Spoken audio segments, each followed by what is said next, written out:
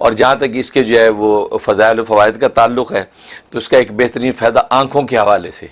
آنکھوں کی بینائی کم ہو رہی ہے یا بینائی زیادہ کرنا چاہتا ہے، یا آنکھ کے اندر کسی قسم کی بیماری، آنکھ میں خارش کی بیماری ہو گئی، یا اس کے اندر جو ابرو کے اندر جو دانے آنکھوں میں ہو گئے، تو کوئی بھی آنکھوں کی بیماری ہو اس میں زبردست مجرب اس کے اندر علاج ہے کہ 21 ٹائم 21 مرتبہ سورۃ القدر روز پڑھیں، اور پڑھ کے جو اپنی یہ ہاتھوں کی یہ انگلی کو پوروں پہ دم کر کے وہ اپنی آنکھوں پہ پھیر لیا کریں،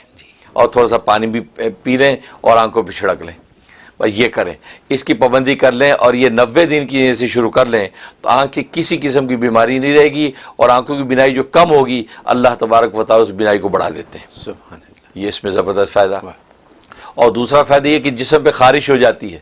خارش خشک ہو یا تر ہو، کسی قسم کی خارش ہو، دانوں والی خارش ہو، بغیر اس کے ہو، تو اس کے لیے بڑا مجرب اس کے اندر اثر ہے کہ 7 ٹائم 7 دفعہ جو ہے باوضو ہو کر 7 دفعہ یہ سورت پڑھنی ہے، اور پڑھ کے اپنے بدن پہ دم کرنا ہے، اور تھوڑے سے پانی پہ دم کر کے پانی پی لینا ہے۔ 71 ڈیز پابندی سے عمل کرنا ہے، انشاءاللہ کسی بھی قسم کی خارش ہوگی بدن سے ختم ہو جاتی ہے۔ یہ اس کے اندر فائدہ ہے۔ اور تیسرا فائدہ اس کا یہ ہے کہ انسان جو ہے وہ عام طور پہ آج کل خوراکیں غذائیں ایسی آ رہی ہیں، پتہ نہیں چلتا کہ اس میں کیا مکس ہے، کیا کون سی ایسی چیز جو مجھے الرجی کر جائے گی، کون سی چیز مجھے نقصان دے گی، یا ایسی ملاوٹ کر دی کہ علاج کر کسی نے کیمیکل کی تو آپ کو نقصان دے۔ تو ایسا کوئی بھی خطرہ ہو تو ایسی کوئی بھی خوراک کھانے لگیں تو 3 مرتبہ سورۃ قدر اس کے اوپر دم کر لیں۔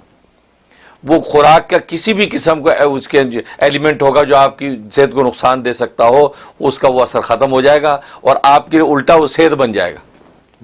یہ اور ظاہر ہے آج کل خوراکوں کے حوالے سے ایسی کتنی چیزیں آتی ہیں کہ 10 سال بعد پتہ چلتا ہے کہ اس میں تو یہ پرابلم تھا، لہٰذا آپ سائنسدانوں نے کیا نہیں یہ اب نہیں کھاؤ، تو لیکن آپ یہ سورۃ قدر پڑھتے رہو تو جناب آپ بچ گئے، آپ کو کوئی پرواہ نہیں۔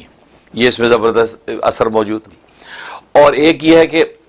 آپ کسی بچے کو، بڑے کو، کوئی ایسا شخص جو آپ اس سے محبت کرتے ہیں اور آپ چاہتے ہیں کہ اس کی طرف کوئی ایسی حرکت یا ایسی بات نہ آئے کہ جس سے میرا دل دکھ جائے، تو ایسے شخص کے لیے اس کے پیشانی کے بعد یہ ہلکے سے پکڑ کے 1 مرتبہ روز سورت یہ قدر پڑھ کے اس کے اوپر پھونک دیا کریں۔ اس کی پابندی کریں، خاص طور پر اولادوں کے لیے، بچوں کے لیے والدین کریں کہ ان کے پیشانے کے بال پکڑ کے 1 مرتبہ زور پڑھ کے پھونک دیا کریں۔ بچوں کو اسکول بھیجتے ہیں تو ان کے پیشانے کے بال پکڑ کے 1 دفعہ پھونک دیں۔ تو کبھی بھی زندگی میں اس بچے کی طرف سے کوئی ایسی حرکت یا بات نہیں آئے گی جس کا آپ کا دل دکھے، بلکہ وہ بچہ آپ کی آنکھوں کی ٹھنڈک بنے گا۔ اور اگر بچہ بڑا ہو گیا ہو تو بڑا ہے تو اس کا اگر پکڑوا سکتا ہے بال تو ٹھیک ہے، اگر نہیں ضد کر رہا ہے تو پھر یہ کہ اس کے قریب پڑھ کے اس کے اوپر پھونک دیں،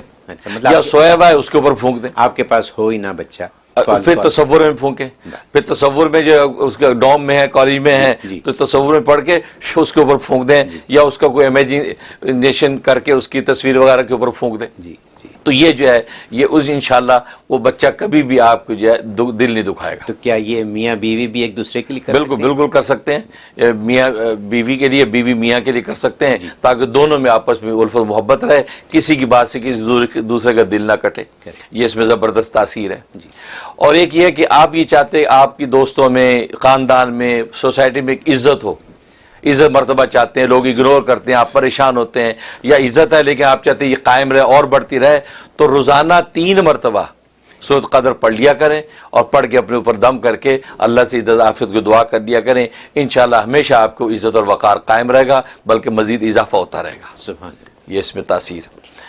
اور جہاں تک خواب میں تعبیر کا تعلق ہے، اس کا مطلب ہے کہ جس نے خواب میں اس کو پڑھا یا سنا تو اشارہ اس بات کی طرف ہے کہ اللہ تبارک و تعالیٰ اس کی قدر و منزلت میں، عزت میں اضافہ کریں گے، اور جو عزت اس وقت ہے یہ روز بروز اس کے اندر جو ہے بڑھوتری ہوتی رہے گی، اور اس کی نیکیاں جو اللہ تبارک و تعالیٰ ایسے لکھیں گے جیسے لیلۃ القدر میں جاگنے والوں کی لکھتے ہیں، اتنی نیکیاں اس کے حق میں لکھی جائیں گی۔